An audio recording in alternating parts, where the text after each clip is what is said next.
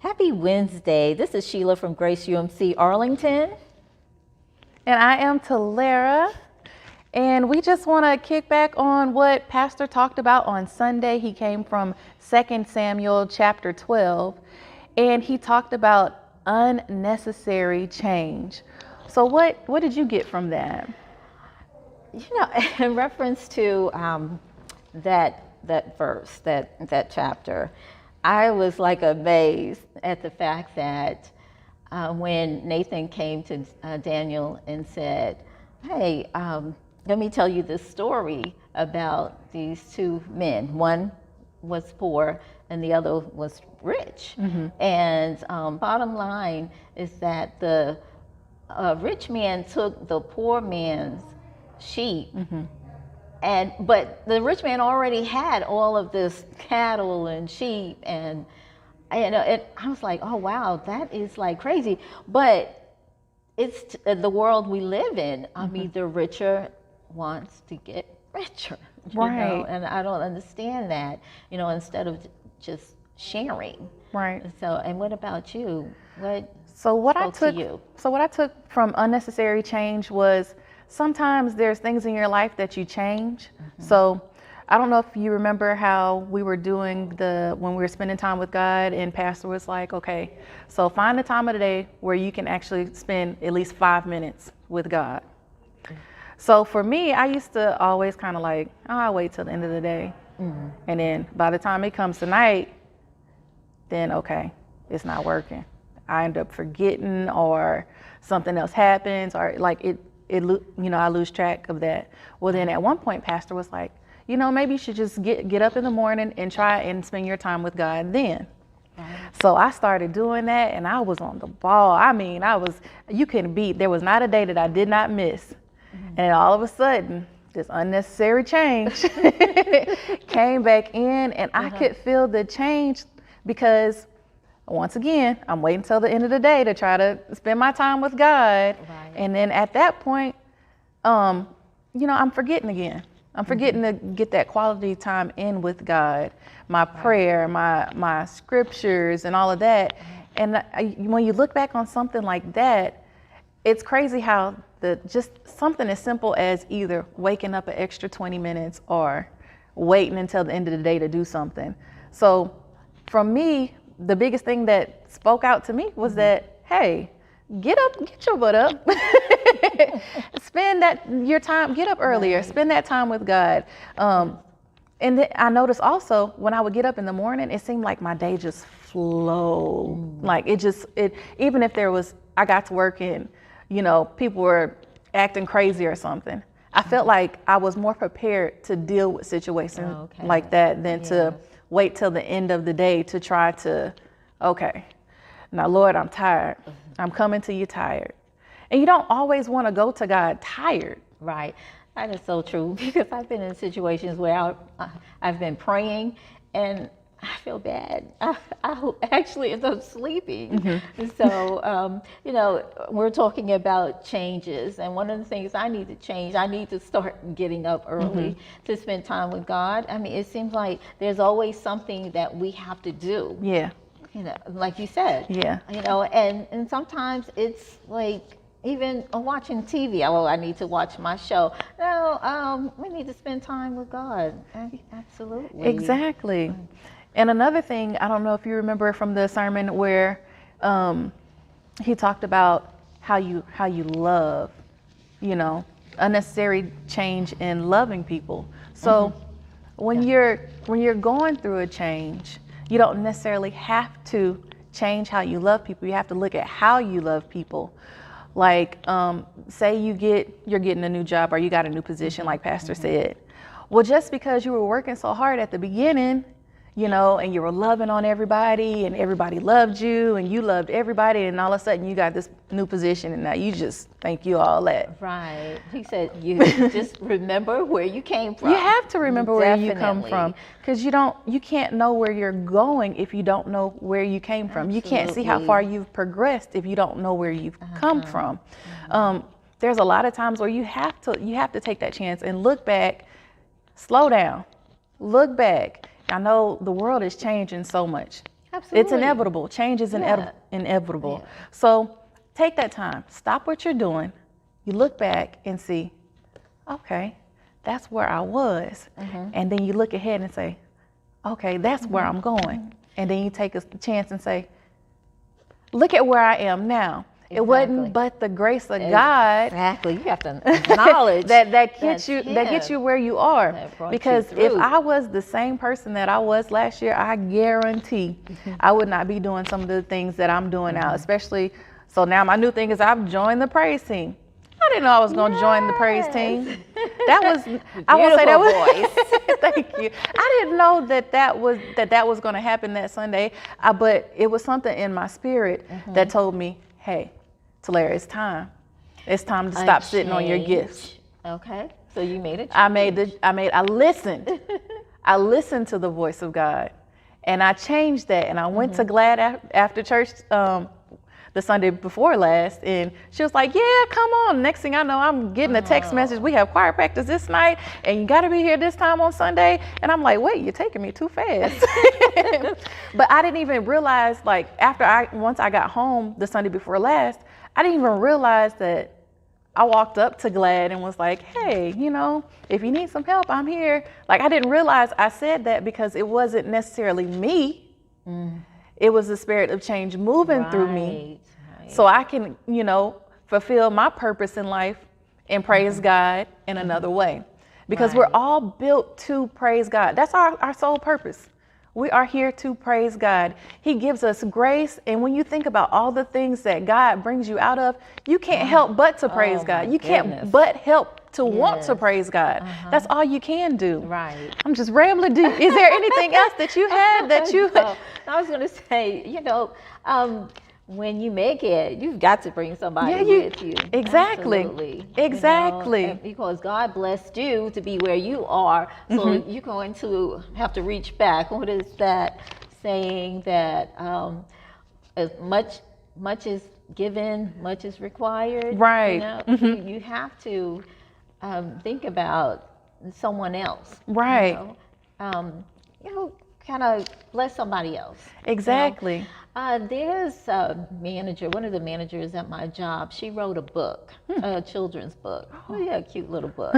So I wanted to support her, and I bought the book. But anyway, I told another coworker, I said, oh yeah, so-and-so, she wrote a book. And so her comment was, oh, anybody can write a book. And I thought, oh man, okay, crabs in a barrel. Right. I'm like, why would you say that? Right. Be encouraging, like, oh, well, that's really great. She wrote a book. Support her, buy the book. Even if you don't buy the book, say something positive instead of saying, oh, anybody can write a book. Right. Okay, where's your book? Right. Where's your book? And when you said that, like, that made me think of how Pastor talked about unnecessary change in your perspective. So what would have happened if you would have changed your perspective and been like, well, I guess that book, I guess everybody can write a book. And then you went back and was like, oh, I guess I don't want this book anymore. Right. So what would have happened, You never know what your blessing will be outside of, your perspective. So if you have a really good perspective on something, don't let anybody deter you from that. Right. There could have been anybody, that could have said, I guess I'm not going to get that book. Or like you said, your coworker, she downed the book. But that just gives you like a sense of, okay, well, for me, I would have been like, well, I'm gonna go back and buy 2 books now. Because you never know what that can do to a person's spirit. That is so true. And we're not here to crush spirits. We're here to be the light. Absolutely. And so, a lot of times you have to look at in somebody else's, like, take yours in somebody else's shoes. Like, look at it from somebody else's point of view. Look at it through their perspective, not necessarily meaning that what they're saying is right or what they're saying is wrong. It's more so of, okay, you know what's right and you know what's wrong. So you be the change if it needs to be changed, or you can step out and say, I don't know, you know, I don't know about that You one. know, I'm like, yeah. maybe she's right. Oh, No. Yeah, yeah. Yeah. You definitely have to be yourself. Yes. You know, and walk in God. Yeah, exactly. You have to let him be the lead. You have to let him take the lead. You can't take the lead all the time. Exactly. What if the world would be so much different if we would just let God lead the way? Right. If everybody was able to just let God lead, this world would be so much different. Was there anything else that resonated with you? Well, I tell you, it was just such a strong word today. And I do believe that you have to, just be yourself and just think back. Always remember where you came from. Yes. And, God will he'll lead the way. He always provides. Always, he will come through. Yes. And I think back on like the pastor talk about, relationships, how, it's so just beautiful in the beginning and, and at the end, because in speaking about my ex-husband, like every month I would get flowers and, cards and everything. So I was like, oh yeah, this is the man. So the marriage didn't work out, but we're such good friends today. I don't let, it wasn't a good experience, but I don't let that deter from how I feel as just looking at him as a person. Right. And so come to find out we have something in common with my ex-husband in the radio and your father's in the radio. Yeah. And it's so funny you talked about how many places that you've been to where I'm like, okay, wait a minute now, why you move? Why you move so much? And so, which is change, a lot of changes. So, how did you feel about that? I mean, did you feel that were any of these changes unnecessary?